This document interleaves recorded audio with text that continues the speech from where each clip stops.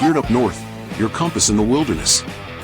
We're passionate outdoorsmen turned gear gurus on a mission to equip you with tools, insights, and camaraderie to conquer the great outdoors. From North America's hunting fields and icy waterways, join us for gear reviews, tips, and lessons learned.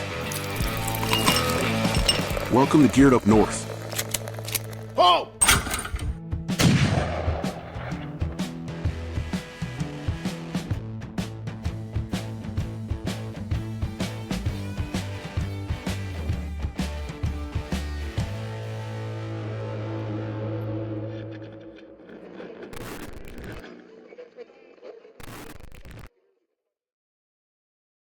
All right, Martin here for another installment of the Rutcation Station.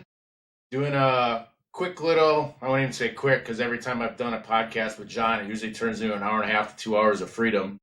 But just going over the rut. So if that's with the pre-rut, rut, post-rut, any of the stuff in between, we're not going to try and do a deep dive on a lot of stuff, and it might happen, but the biggest thing is trying to keep this for the common hunter that they can pick up a few quote-unquote nuggets to be able to use for this hunting season. John, if you want to just do a quick introduction, that'd be beautiful. Okay, a little bio, you mean? Yep. Okay, I'm John Eberhart. I've been bow hunting. This will be I'm in my 61st bow season. I'm in Michigan. I'm a Michigander. Exclusively have hunted on public and free permission property all my life. I've never hunted a lease, never hunted over a food plot, never owned anything, never hunted relatives' properties. Everything's either public or somebody I've knocked on their door and gotten free permission. So, that makes it a little tougher. And Michigan also is the number one state as far as bow hunter numbers. We have about 50,000 more bow hunters than any other state. Ohio is real close, and PA and Ohio are the next two. And Wisconsin's probably number 4. I think you guys are right around the same as New York as far as bow hunter. I think I don't really follow the numbers that much on it, but I think that's pretty correct. I'm not sure who number 2 is, but I'm sure Pennsylvania is not too far off. I think it's PA. It's PA or Ohio. They're really close. But anyway, and I've been fortunate enough to take on public and free permission properties in Michigan. I've got 37 bucks in the Michigan record book, and I've taken 21 record book bucks on my out-of-state bow hunts. And I started out bow hunting out-of-state in 1997. And I don't gun hunt. So I've got 58 total record book bucks. I've been an author. I've authored 6 books, some instructional DVDs in 2005. I was a sales rep in the hunting industry for over 30 years, so I know the ins and outs of the hunting industry and the goods and the bads of it, I guess you could say. And I know how stuff is really done. And other than that, married, got a few kids, and they all avid bow hunters and just love bow hunting. I live and breathe bow hunting. I'm 74 years old, and I went bow hunting this morning, and I didn't see squat. But opening day, I passed up a 10-point and a decent 8-point, probably 110, 15 inches. And then on day 2, which was October 2nd, I sparred in a 2.5-year-old 7-point, had super long brow tines. And that video on my Eberhart Outdoors YouTube video, that video will air Friday evening at 6 o'clock. And I also aired last night my opening day video where I videoed the 2 bucks that I passed on as they went through a 12-yard wide open opening. And then I also found an EHD, dead EHD 10-point on my way out of the woods in some open timber on my exit. So I videoed that as well. That's the second EHD buck I found in the last 3 weeks. So that's kind of a bummer. But then my in-laws came up, so I didn't get to hunt. I hunted. This morning was my third hunt. What was the temperature like this morning when you got into the stand?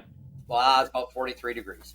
Oh, I was walking the dog this morning, dreading going to work. I so wanted to be in a tree, and I could just imagine just that itch. It probably got a little lower than that because I was in my tree at 5:45. So I was in my tree a little hour and 15 minutes before daylight, and it usually gets cooler. So it probably got down to about 40 would be my guess before Okay. crack of daylight. So for you, obviously we're mainly focusing on the rut. You've probably got some pretty interesting stories from like encounters, if that's failures, successes, stuff you've learned along the way. If you want to tell one or two of those stories, kind of like those aha moments or like stuff that you learned that was beneficial for you through your growth.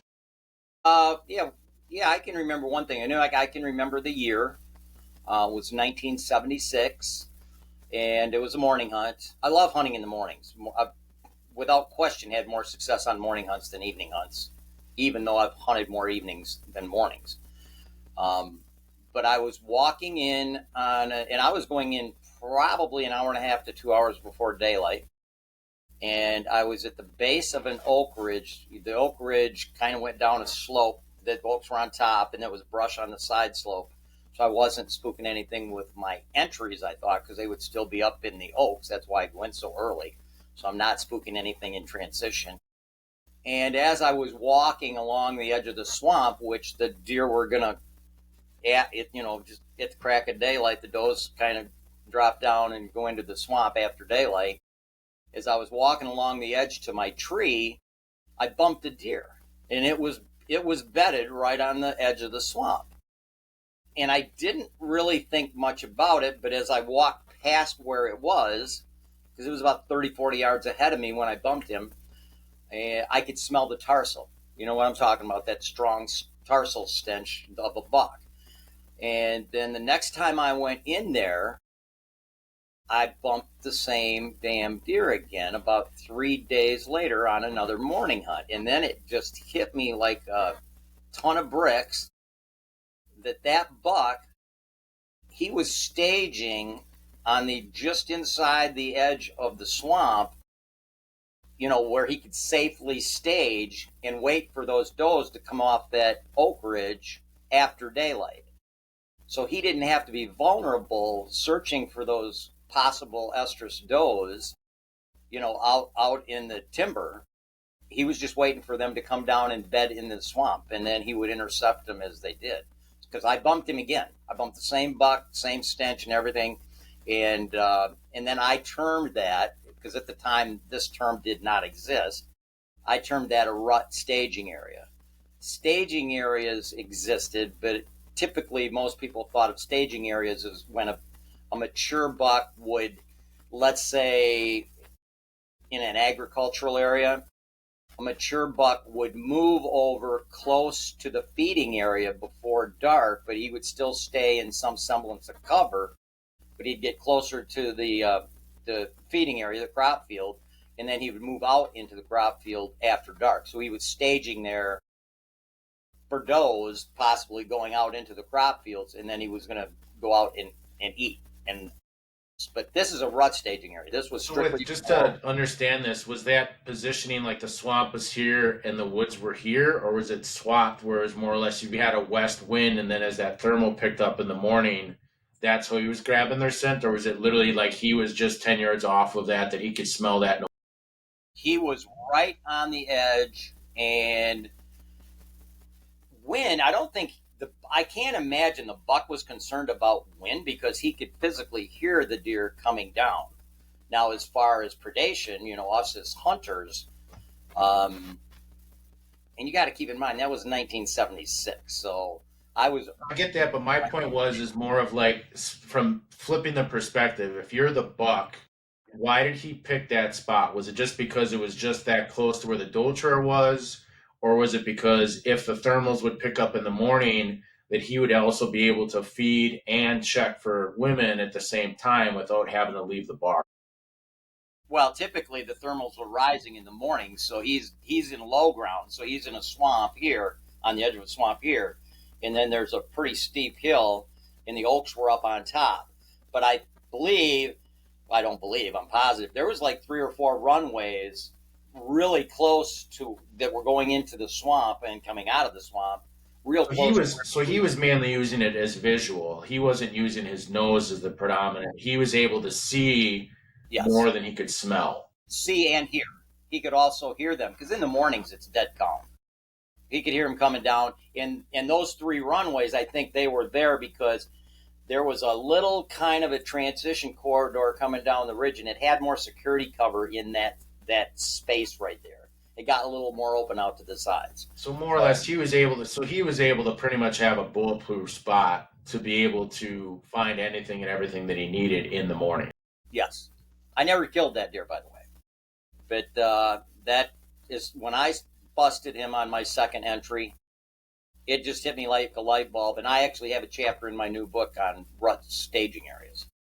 And I've been using rut staging areas. I remember killing a really good buck in 2000. I think it was 2001, hunting a rut staging area where there was a bunch of scrapes in an area, and it was right along the edge of a swamp, and it was a very similar scenario, a totally different piece of property, because that was 76, this was 2001. But he was hunting doe, or he was staging for does coming from a feeding zone, and again, it was oaks. I don't hunt crop fields. Very rarely do I hunt crop fields. They were coming out of oaks, coming to bed down in the swamp, and that's where he was staging. And I had found that scrape area, and I was in that tree that day, probably 2 hours, settled into that tree 2 hours before daylight. And he came in, staged about an hour before daylight, and it's probably a half an hour after daylight, and some does came down off the hill, and he came over to intercept them, and I shot him at like 18 yards. Got it. So going on the rut staging concept, could you kind of give different examples in different terrains? So say, for example, if we start in what you just talked about, you've already done the swamp or the marsh. What about like hill country or farm country? In agricultural areas, yeah, you could actually, during the rut, but as long as it's got the adequate security cover, that would probably be my number one takeaway talking to people that are just getting into hunting. Security cover, security cover, security cover. Because as you well know, Martin, that's one thing I really push hard on, like at my workshops. I really stress security cover because it's not TV crap. Okay, where deer will walk out into a wide open pick cornfield or a wide open food plot. These are not managed deer. These are public and free permission. So these are pressured deer. And they always move, in the best security cover possible. Otherwise, if they move through open areas in daylight, they'd be dead. It's that simple. So all of my locations revolve around security cover. So another example of a rut staging area would be, let's say, a standing cornfield, which is security cover, and a lot of times there will be a scrape area or several scrapes around the perimeter of a standing cornfield. And so if you can get 2 or 3 scrapes within shooting distance of a single tree, and then on the timber side, on the outside of the cornfield, you also have security cover. That's a great place for a buck to stage, is in that security cover bordering that standing cornfield, because you got security cover to security cover, and does are going to move in and out of that mornings and evenings. A lot of does will bed in the corn, and they'll eat corn, a couple hours before dark, and then they'll want to come out and eat acorns or browse or whatever is in the timber. They'll eat something else, because they don't eat the same thing all the time. They have a diet of many different things. Or a doe might be feeding on oaks or beech nuts or chestnuts or whatever the case may be in the timber, and then move into the corn in the morning or evening. They can transition either way, mornings or evening. Yeah, so that same thought process like we're talking about with ag, is that pretty much a similar concept if you would copy and paste that to the big woods, where it'd pretty much be the clear cut to the same point, even though it's a completely different food source? Yeah, the only downside is a clear cut. It'd be exactly the same if you had scrapes around the edge of the clear cut, but typically clear cuts are pretty big. So let's say you got a 40-acre clear cut. That's got a 1 mile perimeter. Okay, you got a quarter mile by a quarter mile by a quarter mile by a quarter mile. So that's got a huge perimeter, and trying to guess where, because there's going to be multiple runways going into a clear cut. Whereas the cornfield, you can scout the edge of the cornfield without making a whole lot of interruption. and look for those scrape areas. You can do the same with a clear cut, but usually clear cuts are in big timber areas, and there's usually a lot of security cover everywhere, so there may not be a rhyme nor reason for them to come out in one specific spot. Because you got a mile of perimeter, there's going to be multiple spots does could come out. So unless you got a place where you got heavy security cover going into the clear cut, and everything else, all the other timber around the clear cut is relatively open with no understory underneath. Obviously, if you got security cover going into the clear cut, which is also security cover, odds are really high that there's going to be a scrape or two there, because deer like to transition through security cover to security cover. So wherever the does are transitioning security cover to security cover, wherever the does are, that's where your scrapes are going to be. All scrape activity revolves around doe traffic. The heavier the doe traffic, the higher the odds of having scrape activity. Or it could be in a pinch point. A staging area could be in a pinch point, or a funnel between two stands of timber, but it's got to have some sort of decent transition security cover between the two stands of timber. A deer could stage in the tightest pinch point within that funnel between those two stands of timber. Yeah, so no different with like a big wood scenario. You could be sitting at the head of a drainage, to your point, that could have a clear cut to one side and thick timber to the other, and he might just cruise through there just because of the pinch point on the actual like terrain feature, not because of the food or bedding. It's mainly based off the terrain. Yeah, and not necessarily cruise through there, stage there. Correct. Because what he'd be able to do is he'd be able to stay, just for an example, you could have the thick timber here and you could have the clear cut here, and this is your head of the drainage. He's going to kind of skirt that outside edge, especially depending on whatever the predominant wind is or whatever the wind is that day, and especially wind speed and thermals. The biggest thing is thermals, especially like you were talking about before. In the morning, you're going to, depending on where that opening is on the shade. So if you're hunting on the edge of timber, your thermals are going to shoot straight up compared to like being 5 to 10 yards in, which is probably going to take a little bit longer to just go up. Yeah. In this point in my career, as you well know, since 1997, I pay zero attention to wind as far as being concerned about getting winded. Yeah, but we're trying to get this based off of the average human being, not somebody that's got a scent regimen that's got 12 steps to like how to quit drinking. Yeah. You have to pay. I mean, I paid attention to the wind for the first 33 years, and yeah, you got to pay attention to everything. Thermals, swirls. That's something else that's really important in my opinion, because there's so many hunters out there that have to pay attention to the wind. Probably 95%, if not 98% of hunters have to pay attention to the wind. And they don't think about thermals and swirling winds.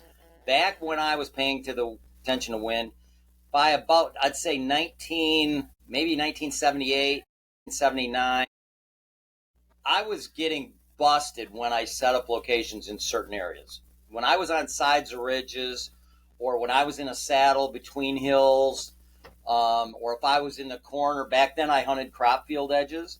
If I was, let's say, in a corner, here's a crop field, this is timber, it comes like this. If I were set up someplace near the corner, that inside corner, if the wind's coming, let's say that's south, this is north. So let's say the wind's coming out of the northeast, coming this way. That wind is going to hit the foliage of these trees, okay? And it's going to, a certain percentage of those leaves are going to act like a brick wall almost. Oh, I'm sorry, I'm supposed to hold it up like this. Just using my hand for reference because nobody can see what you're saying, but mainly what he's talking about is this is the corner, This is the predominant wind, and he's hunting right on that edge. And what he's saying is what that leaves are going to do on that outside edge with the thermals, depending on the morning or the evening, your scent is going to go vertical or horizontal because of that quote unquote edge of just the trees, because you have that open space where air can literally circulate. but in the morning it's going to come up right on that edge and come down. But what he's also talking about, if you come back in that edge a little bit, that's going to act as a barrier for your wind. Well, actually, what I'm talking about is when you've got, let's say the wind, let's say this is the timber, this is the corner right here. Bring your hand up a little higher. Okay. There we go. The wind, this is open crops. Let's say the wind's coming this way. Let's say I'm sitting down here. If the wind's coming this way and it's prior to the foliage dropping, the wind is actually going to hit these trees, and probably 90% of the wind will go into the woods. It'll continue going that direction. A good percentage of it is going to hit those leaves, which act like a wall, and it's going to turn and come down that edge. And then when it hits this corner, a certain percentage of that's going to turn, and it's going to swirl just like a whirlpool in the corner of a river. So I quit hunting inside corners if I was hunting on the edge, because the winds would always swirl around and kill me. And in saddles, I quit hunting saddles. I quit hunting sides of ridges because of swirling winds and thermals. Thermals are going down in the evening, up in the morning, and who knows where the deer are going to come from. They can come in below you or they can come in above you. And it's just, I just got winded too much. So there was just certain places I quit setting up hunting locations. And it really sucked because during the rut phases, there would be trees that I didn't get to hunt, my best rut phase locations, because the wind wasn't correct on the days I had off. So, when I was hunting correctly and I was strictly hunting the wind, I have to have a northwest wind to hunt this tree.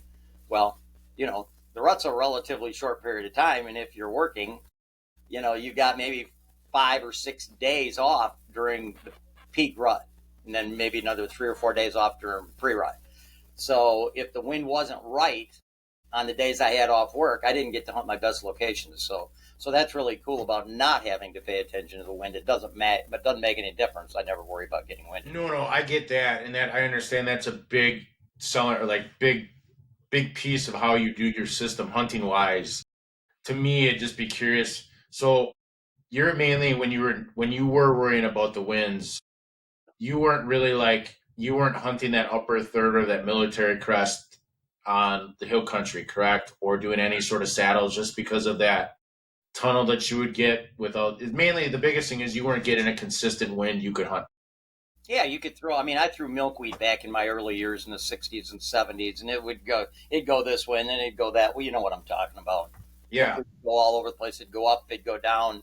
You just couldn't, and it'd do it sometimes it'd change every 30 seconds. So you just couldn't rely on anything. So I tried my best to hunt as flat a ground as I possibly could, so that I didn't have to worry about thermals and swirling winds like you do on ridges and in saddles and stuff like that.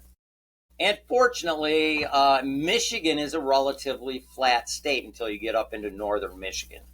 Now, I've hunted in Indiana a few times. I've hunted in southern Ohio, which is hill country, southern Illinois on public land, and I've done really well. But man, you've got to pay attention to thermals and thermal hubs and swirling winds. Big time. I don't. Other hunters do. I still pay attention to wind when it comes to how mature bucks use the wind. Okay, so like when I was in Indiana, I would hunt thermal hubs in the evenings. I'd go down in the bottom of the valleys because all the thermals are going down. I'd go down and hunt a thermal hub where, let's say, a ravine or some kind of terrain is coming down, and it's actually bringing all these thermals down into this little collection zone, if you will. And that's a thermal hub. And so a buck could basically bed down in a thermal hub and smell every deer that's going up the ridge, in front of it to the side. They can smell everything because all the thermals are coming down. So he's not vulnerable when he's doing that. He can just lay there and smell everything above him. So obviously there's areas that you didn't want to set up any of your presets, or like how you prepare a lot of spots for hill country or big woods. What would be some of your preferred setups that you like for, like, we'll say, for example, you're going to be October 25th through Halloween. if you're in hill country or in big woods, what would be some of the things you would focus on or look for to try and say, for example, you don't have the ability to preset any of this. You're just kind of jumping on a map without any intel in your pocket or any historical data. What are you going to focus on as you're putting a map and say, this is the first pin I want to look at? Well, the first thing I look for is food, which is hard to tell on a map. If oaks are, you can tell where there's oaks for sure, but you don't know if they're dropping acorns. So you just got to freelance in and find out. But typically, by the rut, even if I go out of state, if Michigan's got a good acorn crop, there's an excellent chance that the other states, next to us do as well. Like this year, there's tons of acorns everywhere, whites and reds. So when I go out of state, I kind of revolve everything around food because I always go out of state during the rut. Whether it be pre-rut or post-rut. I hate hunting peak rut. I am not a fan of peak rut hunting because the bucks I want to kill are the dominant bucks, and they're typically doed up. So they're in doe lockdown most of the time, so they're not moving around that much. So during pre-rut, the mature bucks, and by pre-rut I'm talking like October 25th to maybe November 5th, and then post-rut I'm talking like November 22nd to, let's say, December 1. So pre-rut, the mature bucks, they're looking for those early estrus does, and during post-rut they're looking for those late estrus does. So they actually have to get off their ass and get up and move around and search, and they're searching their scrape areas. They're searching the doe haunts. So I typically, when I go out of state, like in Iowa or Kansas, because their gun season opens in December, I will usually go out there during post ruts. So I'm going out there. I usually go out there on the 18th or 19th. We get serious about hunting. We set up locations the first 2-3 days. We're there for 10 days. And then typically by the 20th, 21st is when we start hunting. And then usually around the 22nd, 23rd, almost to the day, you can just tell, even on our cameras, we'll start seeing the big bucks alone. Prior to that, we'll get nighttime pictures of big bucks with does, but the big buck, but they're with does. So, they're in doe lockdown during the daylight. Whereas in post rut, they're out moving around during daylight hours because their testosterone's still through the roof. They still want to breed. The majority of the does are bred, so they have to get off their ass and search for those those few late estrus does. So they have to move around. And also out there's a lot of mature bucks. So the rut's a lot more competitive than it is here. In Michigan, we have very, very few bucks that live to 3.5 years old on the types of properties I hunt. Of course, there's managed properties here, but I don't hunt that. So it's a little bit different. Michigan, my favorite time in Michigan is pre-rut by far. Once it gets to be the rut phases, I like to hunt food, but I like to hunt food if it's in a bedding area. I'm a big interior bedding area hunter. I like to hunt where the does are going to be bedded because, the does move into the bedding areas, usually about 8 to 9 o'clock in the morning. And the big bucks usually move into the bedding areas before daylight. They will actually start transitioning into the bedding areas 15 minutes to an hour before daylight. And then they'll just go in there, maybe browse around a little bit after daybreak because they're comfortable. They're in there. They're in that security cover. I'm already in there set up. I'm usually in my tree at least a hour and a half before daylight. So I might catch one early in the morning, browsing around, but then they'll usually bed down pretty early in the morning. And then they'll wait till about 10, 11 o'clock, and then they get up and they can just do a search. They can do a search of the interior edge of the bedding area so they don't go out into the open timber outside.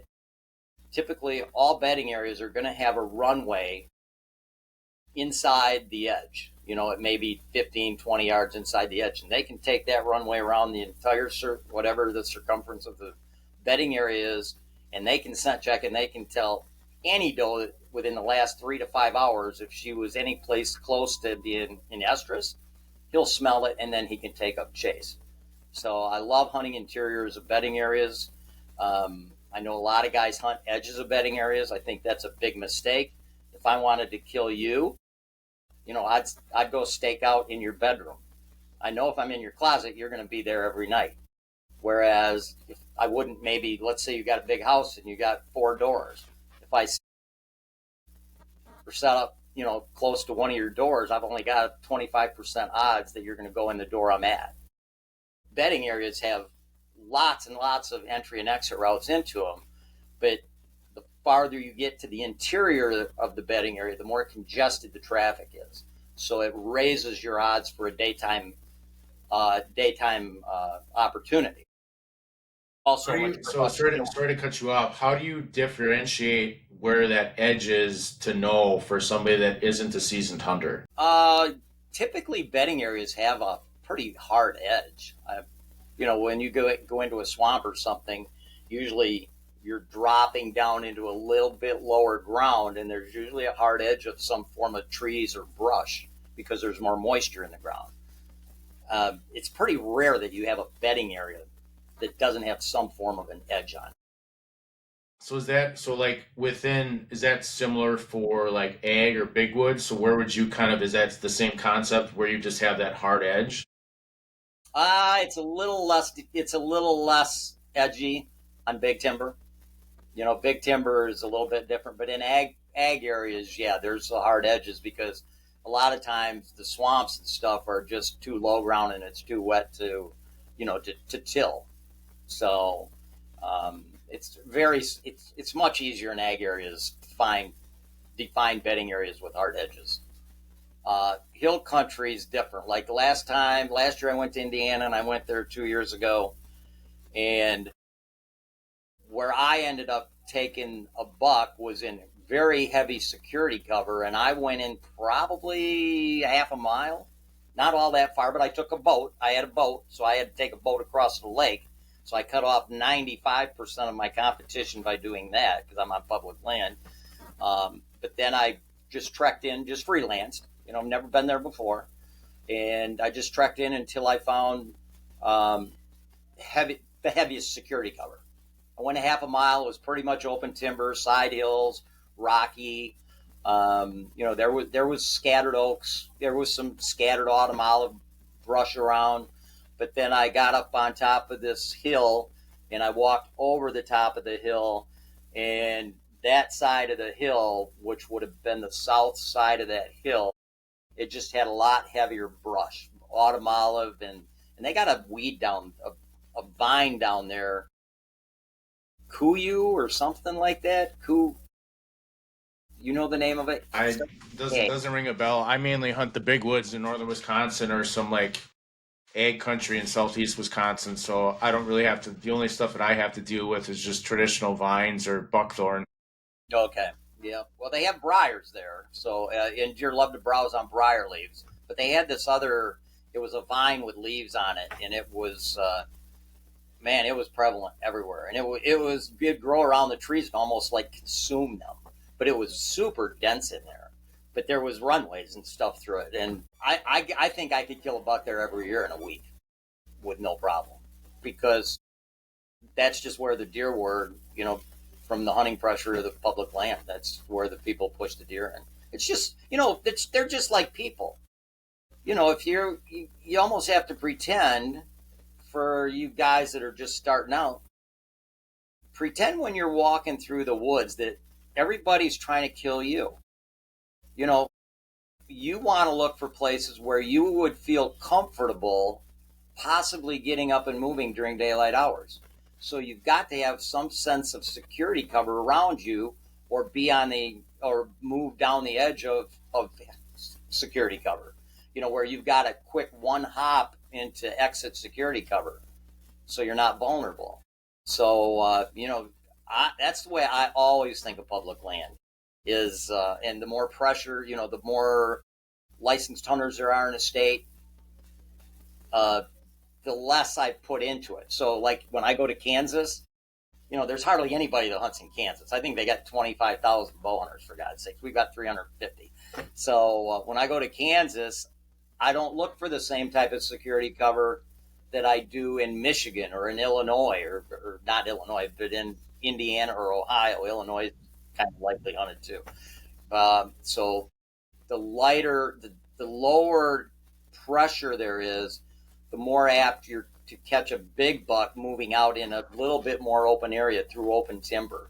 But the more pressure the property has, the more security cover oriented the mature bucks are going to be. They've, if they're 3.5 years old, they've lived through 2 gun seasons with antlers.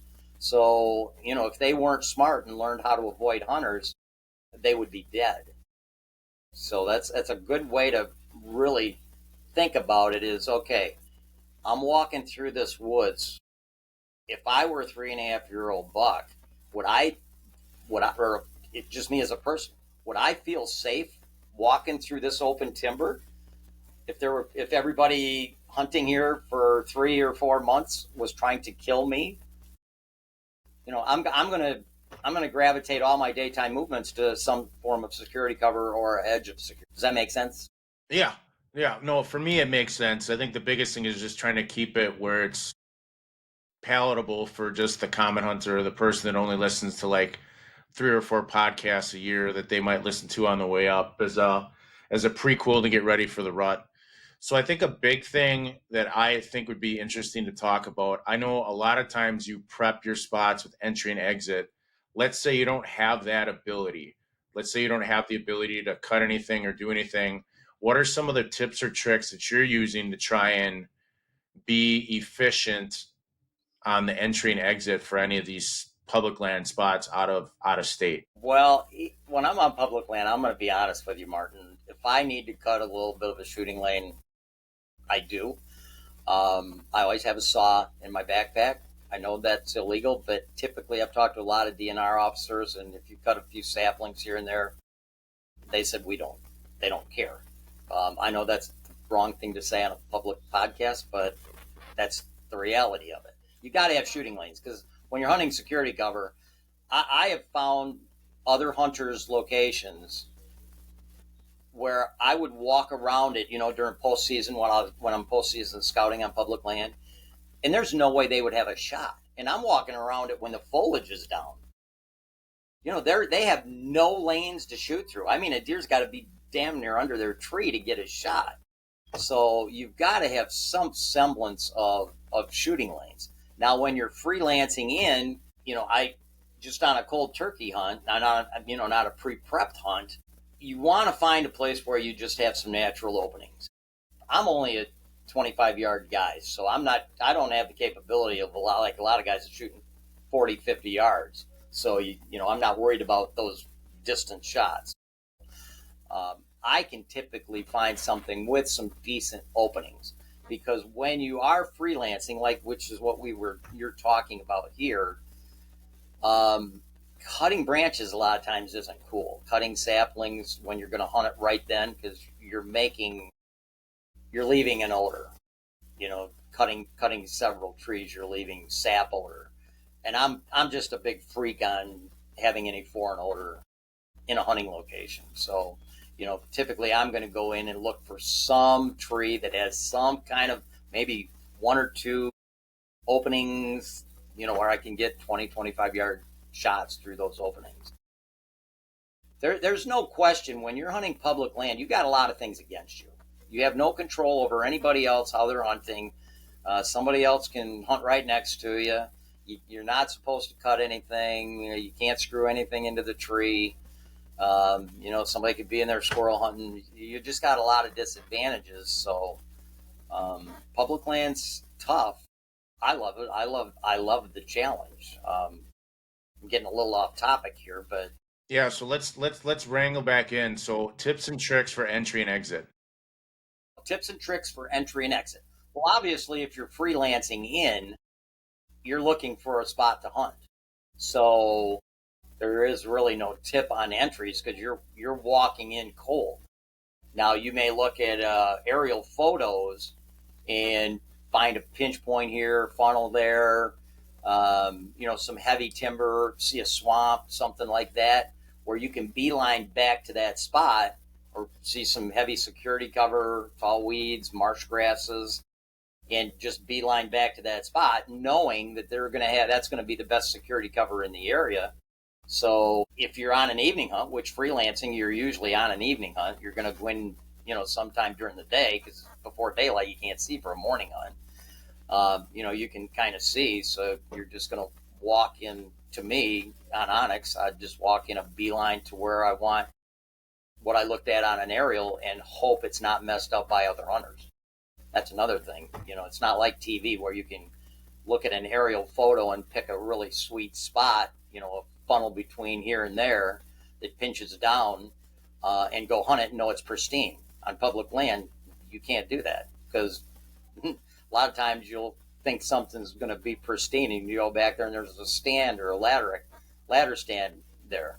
Somebody else has already been hunting it and screwed it up. So freelancing on public land is very difficult. I love it. And you just have to keep walking. If that's the scenario, you just have to keep going in. I scouted a piece of property a few years ago, public land in Michigan, and I put it on a YouTube video, and it was, I think it was 60 acres.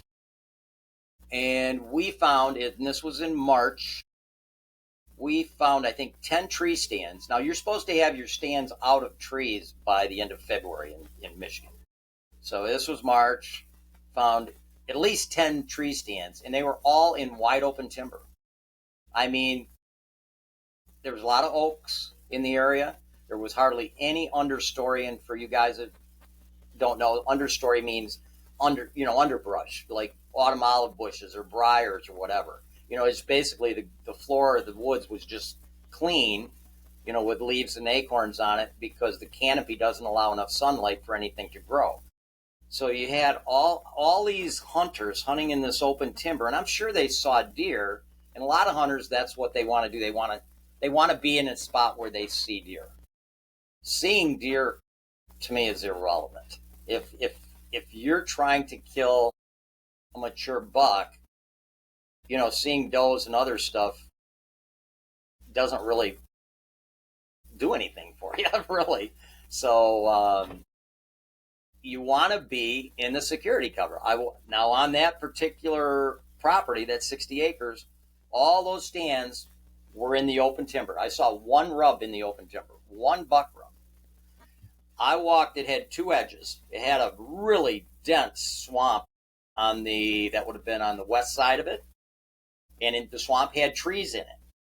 I went in there, never found a tree stand in there. No sign of a hunter.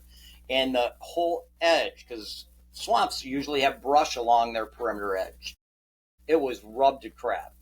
And nobody had a stand even on the edge. On the other side, there was a huge weed field dropping down to a river, a creek, pretty wide between a river and a creek. You couldn't walk across it without waders. Anyway, and there was rubs all along that edge too.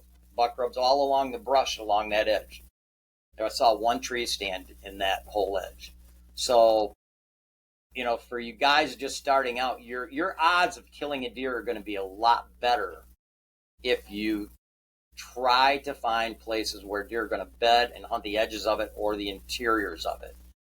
Now, the only probably negative to hunting the interiors of bedding areas when you're freelancing is you're going to spook deer with your entry into the bedding area, because you're freelancing in during daylight hours. So you're making to the entry point. If you're going, you're a big component for getting in early and getting set up. Yes. Before, like an hour to hour and a half in the tree, set, ready to go. If you don't have that ability to have that previous knowledge or scouted information, you're probably just going to sleep in that day then, and then wait until probably sunlight to go scout then, correct? Because otherwise you're just going to blow out a bedding area. Absolutely. So is there an ideal time that you're going to do that? Do you leave it like 9 o'clock, 10 o'clock? Is it based off of when a wind switch might be?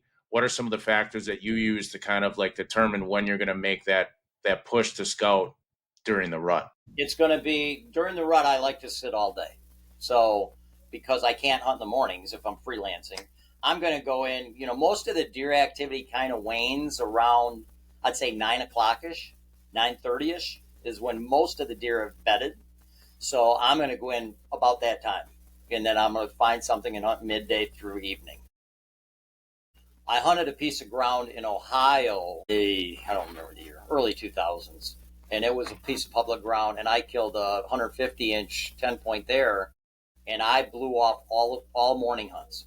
The very first day I went in there, I was blowing deer up because I was walking through timber, and there was food-based trees in the timber, and there was no other way for me to get to my locations that I had prepped other than walking through the timber.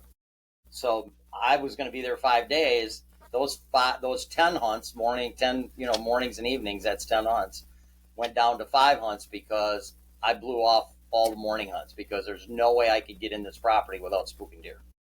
So I strictly hunted evenings. So mainly your point is if you're going to go in, you're going to go in around 9 to 9:30, and then from there you're going to find a location that's going to work for an afternoon hunt. When you're doing that, obviously you're a big fan of security cover or thicker edges. Once, say for example, you find your spot, you like it, you get set up. Are you doing any sort of calling sequence once you get there, or is there certain times that you're going to do a calling sequence? No matter if that's pre-rut, rut, post-rut. I'm mainly just doing it. We don't need to do a deep dive. I'm just trying to focus on the beginner level of what is your, say for example, you go in, you found a spot, you like it, you get set up by like noon, 1 o'clock. What would be your mindset once you're set up in the tree to do a rattle sequence, a calling sequence? Are you doing tending grunts? Are you doing other grunts? Like what's your thought process behind that? I'm not a big grunt guy. I do a lot of sparring sequences. So on October 2nd, like this year, I rattled in a really nice buck. So I do a lot of sparring. So if I get set up, I'm not going to spar in the middle of the day typically. I just don't think you're going to call much in the middle of the day. And if I'm picking a spot, I want the spot to work on the merits I chose it for. But I brought my bag just in case you ask. So let me take this off. And typically about an hour before dark is when I would do my first sparring sequence, and then I would do my second sparring sequence about 5 minutes after that. And a sparring sequence goes something like this. Now this is probably a 35-year-old Night and Hail rattle bag. This has been stitched up a lot of times. I do have an Amish gentleman up by me that makes a bag similar. It's mesh. It's just got oak sticks in it. But this is what a sparring sequence sounds like. And it takes about a minute, minute and a half. So it's soft. It's not like what you hear on TV, smashing the antlers together and the steady smashing. That's not what bucks do. That's not even what they do when they fight. When they fight, they lock their antlers together and they'll crash locking them together, and then they push each other for dominance. They do the same thing when they're sparring. But when they're sparring, it's more of a social event. They're not fighting for breeding rights. So a sparring sequence goes something like this. You're going to have a little bit more quiet times than you do noise times because that's when they're pushing each other. So for that, what's your pause? Do you have like a certain time frame that you're going to do the pauses between that? Or are you just kind of basing it off of what you might have for like wind conditions or other variables while you're doing that calling sequence? Typically, it's going to be at least a 10-second gap and probably 3 to 5 seconds of noise. So there's going to be more silent times than noise times, and wind will dictate how loud I do it. So, as you're halfway through the 3-second to 5-second calling sequence, if you feel that wind come, are you going to get a little bit more assertive, or are you going to wait until that wind stops and then do it again? I'll stay with the same sequence, and then the next time I do it 10 seconds later, I might do it a little bit louder. Okay, so you're not changing your tone or volume. You're staying at that constant. There's no No, there is no. And my first sequence is going to be softer usually than my second sequence.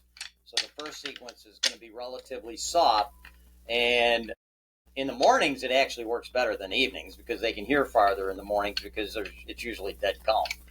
But the first sequence, I don't want to make it real aggressive and loud because if there's something bedding relatively close, I'm afraid of spooking them, especially in Michigan, because in Michigan, you just don't hear big bucks fighting with each other, so you don't hear that aggressive rattling like that like you do on TV.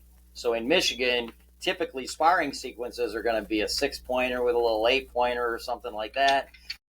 So the first one I want to keep subtle, so it could potentially make something of interest that's close within 150 yards. He's more apt to come in than spook from something really noisy. The second one, I want it to be a little louder to possibly bring something in from a farther distance. So something farther, I'm going to make it louder for a longer hearing distance. Got it. So mainly you're going, just to reiterate everything for people to understand this, you're doing 3 to 5 seconds with the sparring. It's based off of the wind, depending on how high or low that is. Is there anything that's related to how dense the security cover is, or if it's pretty open? Is that another variable in your equation for how loud you are, or are you mainly just focused on the timing and the wind? That would have a little bit to do with it. If it's super dense in a bedding area, yeah, my first sequence is going to be relatively soft. Okay, because I don't want to spook anything if it's bedded with, if it's super dense bedding area, there could be something bedding within 50 yards. So I don't want to be overly aggressive. A light sparring sequence will usually do it. And a lot of people don't understand what sparring is. As soon as bucks become hard antlered, as soon as they shed their velvet, they start sparring for dominance. And they do that right up until the rut phases. They spar right up until the end of October. And then when they start physically fighting for breeding rights, that's when it gets to be the more aggressive rattling sequences. So when you spar, it can be from September 5th, which is typically the time most of the big bucks are out of velvet, until October 25th is when I do sparring sequences. I might get a little more aggressive during, pre-rut and rut, but not much. I've just had so much success with my light sparring sequences that I'll never be super aggressive. It just hasn't worked as well as my light sparring sequences. And, I've seen 10-point spar with 4 points. I've seen 8-point spar with spike horns. So it has nothing to do with 2 bucks of the same size coming in to fight for dominance for a hot doe. These are just totally social sparring sequences. So when bucks are in a bedding area and you do those subtle sparring sequences, if they feel like, if they're in the mood, they'll just respond to it. They're not coming over aggressively with their ears pinned back. They're just casually walking over to see what the hell's sparring over there. Yeah, that makes sense, because it's not like it's oh hey, I'm over here. It's more like, oh hey, me and Timmy are over up the street. You want to come by, say hi? Yeah, it's kind of like that. I mean, I can remember I was in a bedding area in mid-October, and I heard 2 bucks sparring early in the morning, and as soon as they quit, I replicated the same noises that they made. Within 2 minutes, the biggest one of the two, I'm assuming it was a 10-point. I shot it. I'm assuming it was the biggest one of the two, and I shot him at 14 yards. And another time I saw 2 deer going through some timber. I was on the edge of a bedding area, and I saw them going through some timber, and I couldn't tell what they were. All I could see was their legs underneath the foliage of the oaks. And I knew they weren't coming by me, so I did a sparring sequence, and they turned and came, and there was and again, it was an 8 and a 10-point. And they came within about 50 yards, and then they started eating acorn because they didn't hear anything else, and they didn't see anything, because I had quit sparring. They started eating acorns under an oak tree about 50 yards away, and then they lost interest, and they started moving back towards the bedding area. Well, now I can see them, so I can't do another sparring sequence to try and turn them around. So I took out my soft inhale grunt, and I just turned sideways and made a really soft, just a nice soft grunt. Just like that. Just a single grunt, and they both turned and walked right by me, and I shot the 10-point. He was a little bigger. So just for scenario purposes, are you pointing that in the opposite direction, or are you actually blowing that directly at them and just doing like you're talking about, just doing that soft grunt? No, I turned the opposite direction and just do a soft, very soft. See, you're blowing on an exhale call. I No, carry it. this is an inhale and exhale call. Does it do the inhale? You just did an exhale, didn't you? See, that's too loud. Yeah, but I can cover that up more too, because you can build more of that echo chamber. So with this, it's where you can do both. So this was like you're talking about where you're actually blowing air instead of inhaling air. They're both pretty loud, though. Don't you think that's louder? Yeah, no, Soft? but I've never really done the calling before. To me, this is one of the things I want to try and get more proficient at, just because where I'm at in the big woods, I feel with this is gonna not to like your calling sequence stuff, I'm gonna try as well. But for me, especially if like some of the spots that I like to hunt on the land that I own are in relation or very close to the trout stream. So if I hear something cross the stream, that'd be very easy for me to literally pull out something like this and just do some quick inhales, some short, sweet notes, like a 1, 2, 3, but like do one, pause, one, and then just see if I actually hear anything after that. I'm glad you said that because I watch guys on TV and they'll do this. Now, this is an exhale call. This is an old Drury exhale call. And they'll grunt boom, boom, boom, boom. And that's not Pause, pauses. That's a big pause. You got big pause. I'll do 3 or 4 of those if I'm cold calling. If I hear something like you're talking about, if I hear something and I'm trying to get it to come in, and especially if it's something I can see. If it's something I can't see, I'm going to do this. But if it's something I can see, I can't do this because it's taking time and I'm making noise and they'll pin me in the tree. Correct. So mainly, so to my point, if you say, for example, you're 10, 15 yards off the trout stream or the river, and you hear something cross upstream from you, you're going to use the calling sequence more than you would use an inhale, exhale, or any sort of grunt call to bring them in. If I can't see it, I'll probably do a rattle sequence. If I can see it, I'm going to do a grunt, and depending how far away it is, I'll do a soft grunt if it's relatively close, and I'll only do a single. So you're literally just doing... Yeah, yep. Just the short... Yep, just a couple short grunts. If you do it too many times, they'll pin you, they'll pick you in the tree, because as soon as you do the first one, they'll turn and look more than likely. So no matter what, if you will walk through this, so either if you see them, you're using this, and you're going to turn and shoot the other direction, or somewhere that would be off of, like if they're trying to do a J hook, you're going to set it up where if they J hook you, that's going to go to that opening, correct? Yes, just like turkey calling. When you're calling turkeys, you want the turkey to think you're farther away than you are, so they cut past you. So if you can't see them, you're using your calling sequence. You're doing the sparring sequence. If you can see them, you're throwing it no different than turkey hunting, where you're going to do it off your shoulder or set them up if they are going to J hook, that they're going to be at that spot where you can wait for them. So, okay, cool. Let me interrupt you for a second. It also has a lot to do with what's between, like when you're hunting out of a tree, you're at a height. So you're looking down. So you may be able to see a buck, and if there's no underbrush between that buck and the base of your tree, if he looks over and he doesn't physically see something while it's wide open, between you and him, odds of him coming in close enough for a shot are pretty close to 0. So if there's brush between him and you on the ground where he can't see the ground underneath your tree where you're making the noise from, then he's much more likely to come in close enough for a shot. And that's another reason you wouldn't do this, because if they come in, if you try and do this and they're too close, they're not going to see any bucks moving around underneath you. Right. So mainly when you're using this, you're basing that off of either where an opening is or isn't, or where that cover is, because where the cover is probably where that buck is going to be, but you're using that to your advantage to have them you're calling to that thick spot, correct? I want there to be cover on the ground between where the buck physically is when I make this noise and the base of my tree. Got it. Yeah, so that he will commit.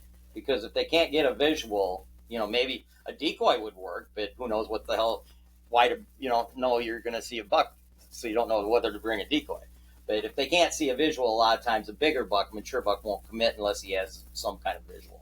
But So mainly once you're done with either one of these sequences, if it's the sparring sequence or even just using an inhale or an exhale or some form of a grunt call, once you quit, what's your time frame? Are you waiting like a half hour, 45 minutes, an hour to try and see if they come in, or do you have like a threshold that you're saying, if I don't hear or see anything by this time frame, I'm just going to either do another sequence or I'm just going to stay quiet and wait?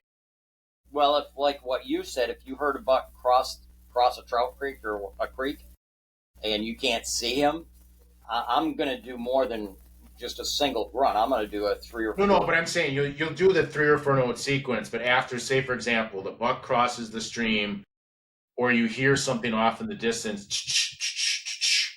and you use that calling sequence with your grunt call. What's the time frame after making that sequence? So say for example, you do a 3 note, 4 note, whatever that sequence ends up being. Are you just doing that once, or are you doing that twice? And once you're done with that sequence, how long are you waiting to see if they're going to come in? I would do another sequence within probably 2 or 3 minutes. It'd be relatively close. Okay. But I don't want him, if he's not coming, I don't want him to keep moving too far away where he's out of the sound distance. Got it. So mainly so with this, you're probably doing 3 note, wait a few minutes, 3 notes, and you're probably doing that 2 or 3 times, and then you're killing it and waiting. Yeah. Yep. And then the next time I do it, I may take out my exhale because it's a little bit louder. So if he did move farther away, he'd be able to hear this where he couldn't hear this. Right. I also got this new little gig. God, I can't even remember the name of it. I did a YouTube video on it. It's this little tiny plastic case. It's about that big. And when you open it up, a bag falls out. And when you are doing a grunt call, because usually when bucks grunt, they're not standing still, they're moving. They're almost always moving when they're grunting. And if you got dry leaves on the ground, this little bag, when you squeeze it, it sounds just like a deer taking steps in dry leaves. I just found it. A guy sent me something about it, and I tried it. He sent it to me, and I actually did a YouTube video on it, but I can't remember the name of it. But it's on my YouTube channel, like 3 or 4 videos back. And that thing is something, I haven't used it yet, obviously, but when the leaves start falling, during pre-rut, I'll be definitely using that in conjunction with this, and possibly even with this, because when bucks are sparring, they're pushing each other, so they're making a lot of noise in the leaves as well. Got it. It just adds a little more life to it, if you know what I'm saying. Yeah, that makes sense. So kind of we'll go through the scenario. You've walked in, you've scouted, you found your spot, you did some calling sequences. No bueno, no bingo, you haven't found anything yet. What are obviously you've figured out how to get in. What are some of your things that you focus on, or tips or tricks for that exit route to not blow up that area so you can still hunt it again, maybe in the morning or another afternoon hunt? Obviously we talked about the whole where the does are bedding, or where the animal, like what the deer might be bedding in general. But let's remove that from the equation. What are you focusing on for your exit? Well, if it's a freelance hunt where I just walked in cold, searching for a place to go, I would have my Onyx on. I'd be tracking my trail, obviously, so I could find my way out. And I'll be honest, typically I'm going out the same way I came in. Now, if I'm hunting places where I've hunted many times and I know where I'm going, I may very well have a different exit than entry. But if I'm just freelancing in, odds are real high, so I don't get lost, that I'm going to take the same trail that I came in on. Got it. So mainly you're just going to, unless it's something that you figured out on that way in that might be a shortcut for an easier way in, you're going to pretty much, your A is also your B. My A is also my B. And as you well know, because you were at one of my workshops, my entries on, pre-prep stuff are most of the time different than my exits. Correct. Like that wasn't the basis of the question. It was, I fully understand, like with your stuff, it's maniacal almost to a T on how this is the way in, this is the way out, this is why I'm doing it, this is why I'm not doing it. You're covering all those minor details to have the most, you're just increasing your odds for success doing that. But to me, I agree with you. If I'm freelancing and I haven't been on a public piece and I find it, I'm kind of the same thought process. Is I'm going to do the same entry and exit as well, but I'm also going to try and find I wouldn't say a shortcut, but if there might be a smarter route based off of whatever the conditions are for those coming days, I might bring a different entry in that morning just because I know where I need to go. And it might give me more intel on what I need to do instead of just following. So instead of taking A in and B out, I would do A in, B out, and I might take C or D to get to that same spot the next morning before daylight. Yeah, and that would, to your point, I would also be doing that stupid early to get in there way before any sort of movement, and I would use that to my advantage to kind of speed scout on the way in. What you mean on, well, in the morning it'd be dark. No, but you could still, based off of if you wanted to hit a few terrain features, you could easily find a scrape based off of that because you'd be able to see that with your flashlight or an entry on the way in. Like on your entry on that second day going in, you wouldn't be able to like see a ton of it, but if you had like a certain terrain feature that you wanted to look at on the way in, you could at least make a stop if you were able to make sure you had an ample time to just quick look around an area and see on the way back into that same spot. I probably wouldn't do that. What I would do is I'd take the same A to B route back in the morning before daylight, and then I would scout on my way out after the morning hunt. That's probably what I would do. So what time are you?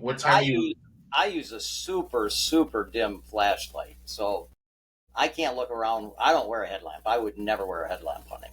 It's just too bright. So, and it would be so hard to find scrapes in the dark with a flashlight.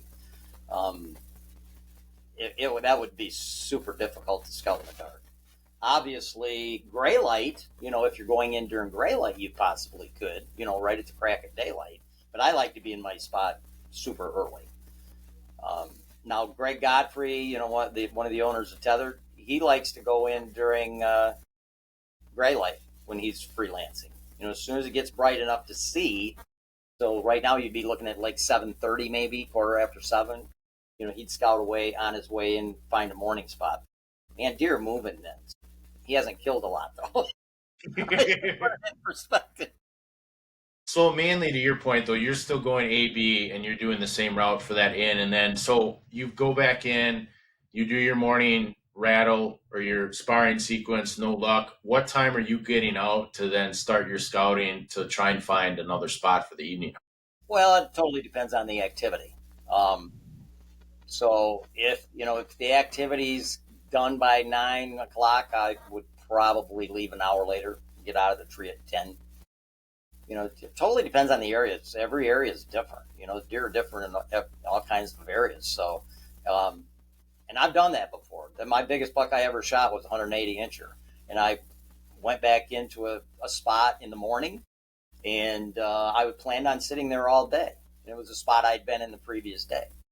I planned on sitting there all day, and I saw deer activity about 200 yards away. This was in Iowa. It was during post rut, so the foliage was down, so I had a big visual. And I kept seeing deer activity about 250 yards back in. There's a big river back there and a lot of cover, tall weeds primarily. And I got down at 10 o'clock and I just slowly scouted my way back to that area. And I found the biggest scrape area to this day that I've ever found in my life. There was 3 scrapes and they were all this big around, and they were just trashed. And I prepped a tree. I think I saw 4 bucks that afternoon, and I shot a 180 incher just before dark. But that was a spot where I planned on sitting here all morning, but I was seeing more activity someplace else, so I got down and moved. That's one thing when you're freelancing. You got everything with you. You got your sticks with aiders, you got your ring of steps or your platform if you're a saddle guy. It's super easy to drop your stuff down and take your stuff out while you're coming down and move. That's one cool thing about saddle hunting, as you well know. You're seriously mobile. Yeah, to me and even if it's more than that, you could be a hang-on No different than what I'm testing out on the back there. If it's a hybrid setup, that kind of like the Lone Wolf Ranger, or Yeah, what that like like what Timber Ninja came out with that kunai platform. To me, the biggest thing is just being mobile, yeah, absolutely. because then it gives you, to your point, it gives you the flexibility to be able to make adjustments on the fly. Or even if it's, to your point, say for example, you're in an area that you felt was pretty good the day before, but you could literally make that adjustment of going 50 yards or 100 yards, and that could be the difference, is just going that small move. Absolutely, absolutely. I shot another one of my biggest bucks, big 10-pointer in Michigan. Um, I went to a red oak that I'd hunted the year before on public land, and the year before it had acorns, so it was pretty decent. Well, when I went back to this tree, this was going to be a late afternoon evening, and that red oak had no acorns. There was no sign there whatsoever. So I just freelanced about another 200 yards, and I found a cutover, an old cutover. It's probably 10-foot tall saplings, and there was a big white oak, literally 15 yards on the outside edge of it. And I jumped up in that. That's before tree stands. It was in 1975. It was before I used tree stands, and I just jumped up on a branch and climbed up the tree a little bit, and I shot a big 10-point. You know, you got to be proactive. If stuff's not, if you go someplace and the sign's not there, you just got to keep moving.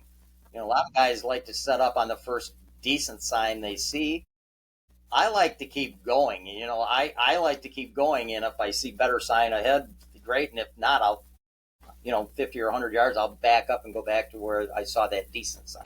Back to the situational scenario. We've gone in 9:30, 10 o'clock, 9 o'clock, scouted our way in on day one, found a spot we liked, did some calling, no success, went back to the same spot, no success. Now we've moved to plan B, found a better spot. Calling sequence worked. You shot the deer. What's your plan for getting that deer out? So obviously you're a little bit wise in the tooth or older in age. What are some of your tips and tricks for getting that old boy out of the woods? I cut the antlers off and let the deer go to rot. No, I carry a old VersaCart, which is hands down the best deer cart ever made. They don't make it anymore. So I carry a VersaCart. I carry an otter sled in my van, and I also carry a ramp.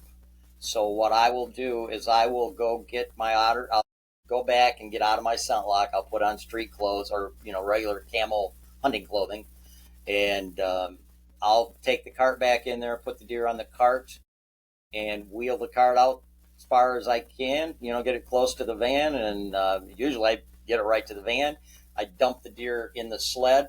I put the ramp on the tailgate of my minivan, slide it up into the van, throw the ramp up there, and then throw the cart in on top of it.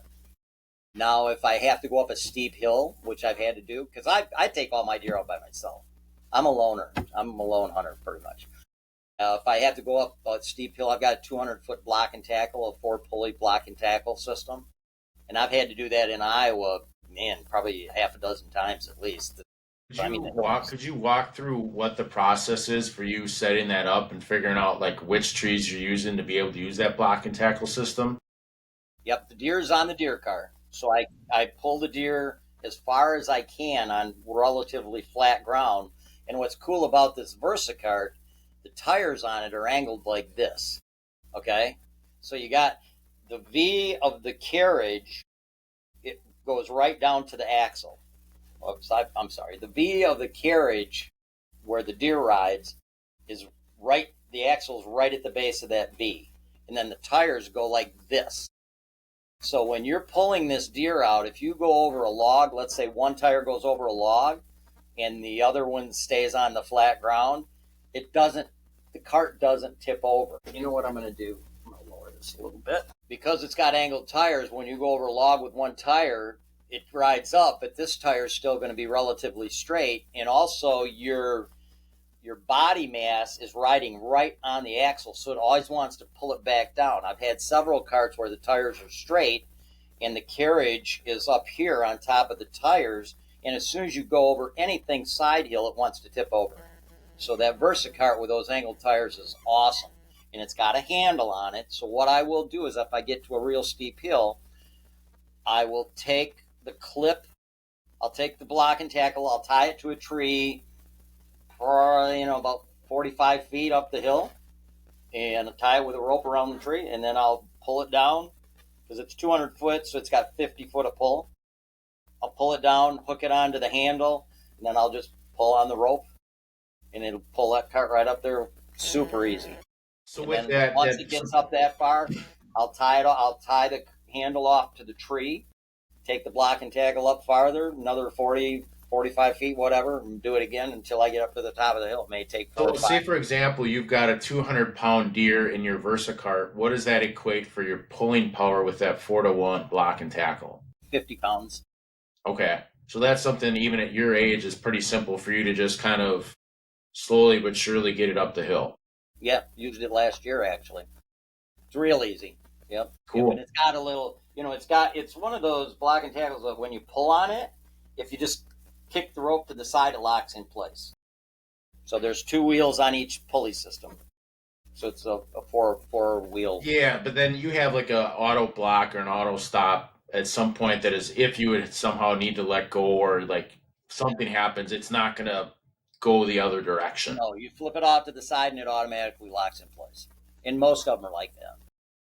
That thing's badass. And I've also used it like to put a deer on top of my van. Pull a deer out and I'll hook it tie the block and tackle up in a tree, climb up a tree, hook the block and tackle to a branch, pull the deer up, and then drive the van underneath it and drop the deer on top of my van on my luggage. On the minivan. On the minivan. And tie it to the luggage rack. That makes sense. I mean, it makes sense. It's efficient to be able to do that. So if you're doing that whole process of putting the block and tackle up in the tree, getting the deer on top of the vehicle, tying it down, and getting everything back out of the tree, how long on average does that take you to set up and do? To put the deer on top of the vehicle, probably an hour. Okay. But at that point, when you kill something, you're not worried about time. No, I was just mainly curious on how long it would take, just for like somebody else that's never done it before to kind of understand a time constraint that, okay, this is about how much time you should budget if you're trying to do something like this with any sort of pulley system or a block and tackle system, that this is probably how long it's going to take. It might be a little bit quicker for me, but my thought process would be very similar to yours. Even if I can climb up with a bunch of sticks and set it up, I'd figure at least 45 minutes. Yeah, I could, depending on the scenario, fastest I could probably, if ever done it's been a half an hour. It takes longer to take it up the steep hill. The steep hill's a pain in the ass. Right, because especially because you're limited on how far you can get depending on your cordage or your rope to be able to have that span for distance. Yeah, and then I don't have a similar set to what you have. I've only got it with one pulley and I think 150 feet of cordage. But with all my other carabiners and ascenders and rope things, like I'm sure I could build something if I really needed to. But also at that point, like if it's on my private, I'm just going to get the UTV and grab the winch. Even though that might take a little bit longer, I can also grab an ice cold NA beer and enjoy that while I'm doing the hour-and-a-half process of getting that deer out.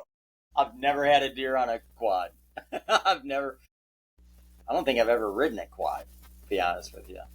I can't think of ever being on a quad. My son had a quad once, yeah. I'm just cruising on some property with him. But, yeah. I've never had that luxury of having a place where I could have a quad and trails and stuff like that. It's always been a lot of work, and I'm slower at it now than I was, obviously. I can't do what I used to do. Age is definitely showing. I can feel it. No, I bet. So just kind of to wrap everything up that we've gone over, is there any tips or tricks that you can think of that we didn't go over that you would like to kind of educate people on that would be specifically for somebody that's kind of new to hunting or only like a handful of years into hunting that they could use for the rut? Well, you have to keep in mind during the rut, the foliage is down. So I highly recommend, especially if you're new to hunting and you're hunting public land. If you're hunting public land, you're hunting a really smart deer if you're hunting for a mature buck. And you need to get a little higher up the tree so you don't get picked.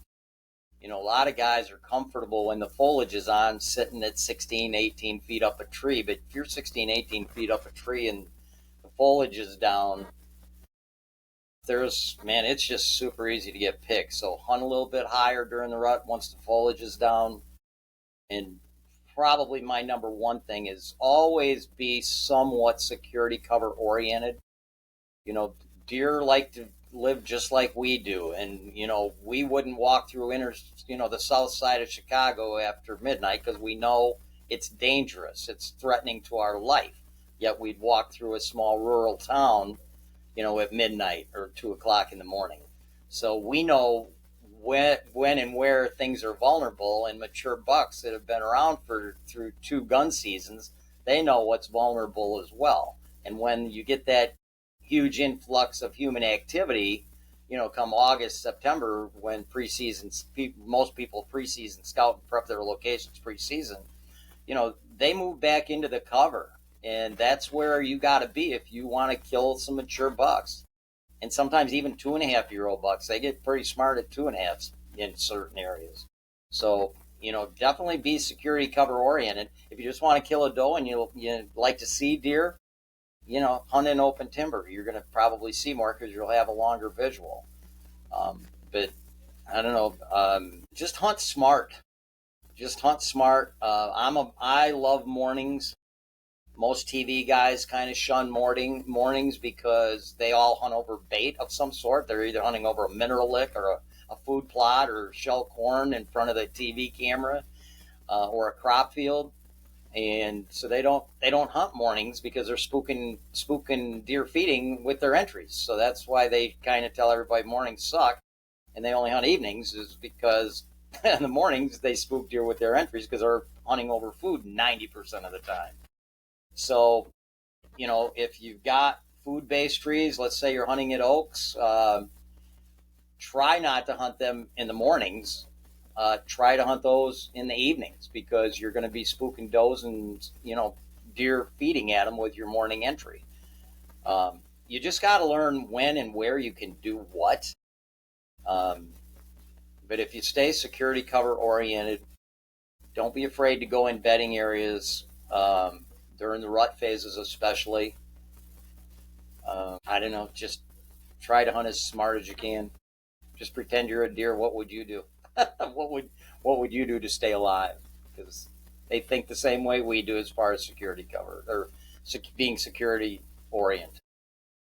Oh, one thing I forgot to bring up. Books. No, the books, but I've got one other thing besides the books. What are you bringing in for foods or snacks or hydration for the day? What's typically in your pack for the rut? Yeah, especially on all day sits. I always have water with me. I always carry a pee bottle. If I'm on an all day sit, I never take food unless it's an all day sit. If it's an all day sit, I will usually have 4 or 5 granola bars, a couple of apples. I may take some semblance of a sandwich, whether it be peanut butter, a couple chocolate bars, and I will always take the granola bars and the chocolate bars out of their package because opening a chocolate bar or granola bar with that kind of aluminum foil sounding wrapper is kind of noisy.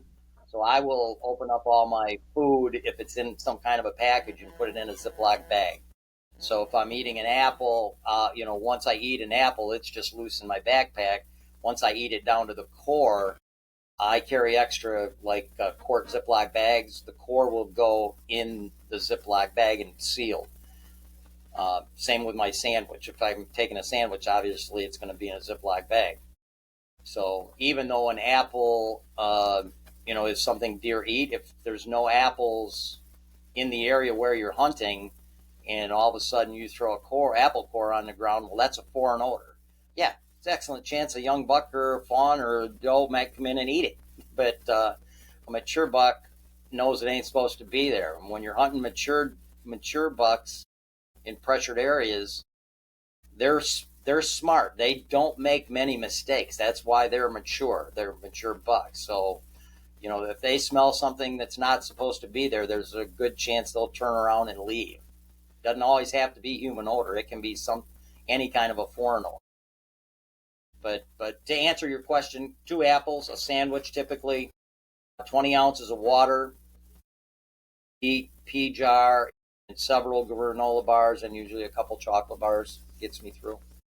And I don't drink coffee the morning before an all-day sit because it makes me have to go to the bathroom. If I have to go number 2, I go in the tree in a bag, a gallon Ziploc bag, and then that's sealed, obviously. But yeah, that's what I take. I don't take a lot.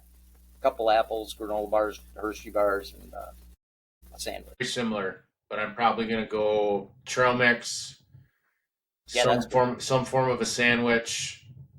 During hunting season, I like to get those little peanut butter cups. Yeah. The little singles. I like those because they're little finger food. And then one other thing that I like to do is usually I don't eat until I get on stand. Is I'll take muffin trays and build egg muffins with them, where I'll like scramble a bunch of eggs and then put some filler in it if that's ground sausage or onions or peppers or whatever else that might be. Cook all that up, throw it in the pan, put a little bit of shredded cheese on top, pour the egg mix in it, and then cook that at like 300 for like 15, 20 minutes. I'll do like the little puck size ones or like the mini muffins. I like those in the morning because it's a great way to get some fat content with the cheese, but you're still getting the protein without the carbohydrates. Sounds good. That sounded pretty tasty, actually. Well, I like the fact because to your point, I'll put like 6 or 7 of those little nuggets in there, and it's easy to make. Like I got a tray that can make 48 of them in one thing. So they're literally like, I don't have it with me, but they're probably just a little bit bigger. They're about the same size as a 50-cent piece in like diameter. But they're great because it's almost no different than just like eating grapes. You can literally like throw one of them in your mouth and you're not gonna have to like you're eating an apple, you have to chew on, like you have to take a big bite out of it. It's something you could easily get a majority of it in 2 bites, or the whole thing in one swoop. Yeah, that's one thing with an apple. When I'm eating the apple and I take a bite, I try not to have any juice run down into my glove. Any apple juice. So I always suck the juice off before I stick it in the whole, eat it. Makes sense. If anybody, I know you wanted to go, what were the book or the books that you were talking about at the beginning? Yeah, I've written 6 books, and this last one is a 3-book set. It's called Ultimate Guide to DIY Bucks. So there's chapters in here on freelance hunting, recovery, staging areas, pre-rut, peak rut, post-rut, early season, the lull, you name it. Hunting out of state, travel hunting, hunting access, conditioning. I'm a big guy on staying in pretty decent physical shape for climbing trees and stuff. Hunting pressure realities, that's a very important chapter, hunting pressure realities, because it's nice to know before you take off and go hunting, it's nice to know what type of hunting property you're hunting, because the amount of hunting pressure and the amount and type of hunting pressure where you're hunting has a lot to do with how you have to hunt if you're targeting mature bucks. You can get away with a lot. You don't have to do a lot of, if you're hunting lightly pressured areas, you can get away with a lot of mistakes and still kill mature bucks. If you're hunting heavily pressured areas, there's very few bucks that reach 3.5, and you can't make mistakes and consistently kill mature bucks. The hunting pressure realities chapter lays it out, tells you what type of property you're hunting, and then the rest of the book will lay out what you need to do for the type of hunting property you're hunting. There's 27 chapters in here, covers everything. Scent control, there's a long chapter on scent control. Scent control has been the biggest game changer for me deer hunting, period, end of discussion. The first 33 years I bow hunted, I shot 10 book bucks with my bow. And the last 27 years I bow hunted using scent lock and activated carbon line clothing, I've shot 48 book bucks. So you do the math. 10 in 33 seasons and 48 in 27 seasons. So scent control has, without question, been the biggest game changer in my hunting career. And probably the number 2 thing would be the saddle. I've been saddle hunting since 1981. And there's a chapter in here on saddle hunting also. But anyway, I wrote this book and it was going to be like 700 pages. So I couldn't do a 700-page book, so I had to break it down into 3 volumes. And they're available on Amazon. I did the audio book as well. That's on Amazon. I did the narration. I did the editing. They're available. The books are available in softcover and hardcover. Perfect. That's it. Is there any other way for people to reach you? I know you said your YouTube page. What is that again? Eberhart Outdoors. And then do you have like Facebook or Instagram, or is it mainly just YouTube? I have a Facebook page. I hardly ever look at it unless I'm posting something. But if you want to get a hold of me and send me an email asking me a question, on my website, all you got to do is Google John Eberhart and my website will pop up. But the website's deer-john.net, DEER-JOHN.net. And on the top of my website is my email. It's dearjohn51@gmail.com. And I answer questions every day. People that email me. Sometimes it may take a few days if I'm busy doing stuff. Perfect. I think that's a great way to wrap it up. Just to kind of reiterate everything we went over. We went over entry and exit tips and tricks, sparring sequence. Grunts. So with the grunting, are you mainly doing like contact grunts? Is kind of your focus if you're using this? What do you mean by contact? Tending grunts. Yeah, tending grunts, yes. I also I carry a fawn in distress call too. I didn't bring that up here with me, but it's a Quaker boy fawn in distress, and I actually shot a big buck using that. I had a buck with a doe, and they were probably 150 yards away in a swamp in some cattails, and I tried rattling, and when I did the sparring sequence, he looked at me. The doe didn't, but he looked in my direction. But he's with a hot doe. He ain't going to come over. And then I tried grunting. I tried everything. And then finally I got out this fawn in distress call. And it sounds a lot like a rabbit call, actually. And I blew that. And guess what? The doe came over. And guess who followed the doe? The buck. I shot him at 5 yards at the base of my tree. Because the doe came over to the fawn in distress call. And I shot the buck and was following her. Because she was hot. Nice. That was kind of weird. That was just a Hail Mary, and it worked. Perfect. So just kind of reiterate everything we went over. It was entry and exit tips, rattling or your sparring sequence, tending grunts with a grunt call, figuring out your exit, and you prefer following point A to point B. And then if you get a deer, if it's something where you just can't do it by yourself or you got a buddy there, using some form of a pulley or a block and tackle to get the deer out, and then getting creative to get the deer in the vehicle and get home. Yeah. Well, when you put the deer in the VersaCart, usually I can slide them up that ramp pretty easy. And on the entry and exits, the first day, obviously, I'm going A to B. The next morning, I would go into A. But then on my way out, while scouting, I would try to find, if I felt that exit from that location was negative, I would try to find a different exit route to hunt that location again. Makes sense. While I'm scouting for other sign. Now, a lot of times when I go out of state on public land, I won't even hunt the first day. I will blow the first day off. There's been times I've blown off the first 2 days, and I physically just went scouting.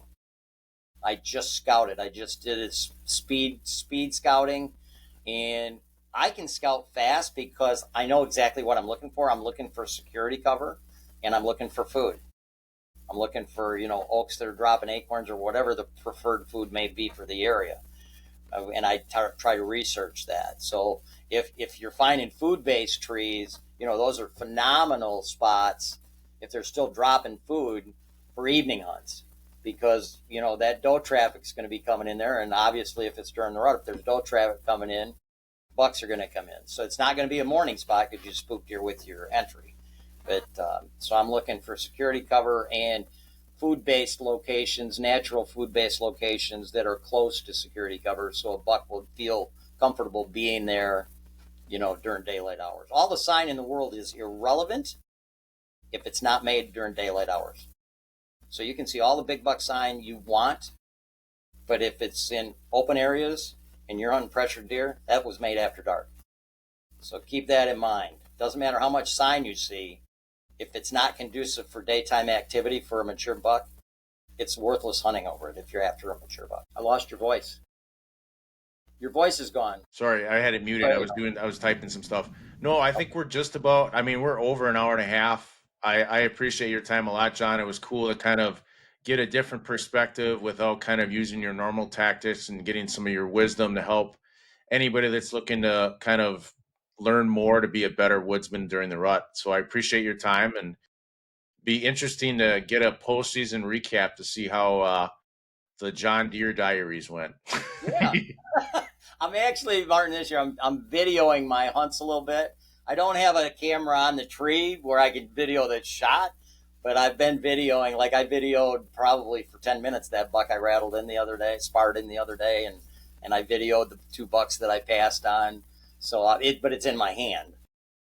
So I'm trying to, people been bugging me to video more stuff, so whatever.